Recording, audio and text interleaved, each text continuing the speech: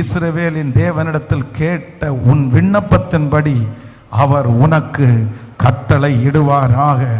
தெரியாம உங்களை காயப்படுத்தின அத்தனை பேருடைய வாய்க்கு முன்பாகவும் கர்த்தர் மறுபடியும் உங்களை நிற்க வைப்பார். மறுபடியும் நீங்க நிற்பீங்க. கர்த்தர் உங்களை கொண்டு போய் அவர்களுக்கு முன்பாக நிற்க வைப்பார்.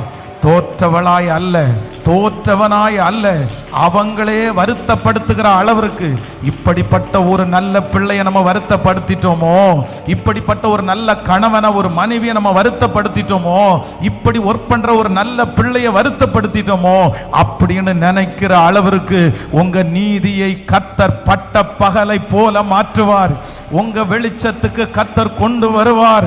நீங்க அந்தரங்கத்தில் படுகிற பாடுகளை சீக்கிரமா ஆண்டவர் வெளியே கொண்டு வருவார். நம்புறவங்க நல்ல கரங்களை தட்டி ஆமென். ஆகாதென்று தள்ளினார்கள், ஆனால் தலைக்கு மூலைக்கல்லாய் மாற்றுகிற கர்த்தர் இருக்கிறார். ஹalleluya, ஹalleluya.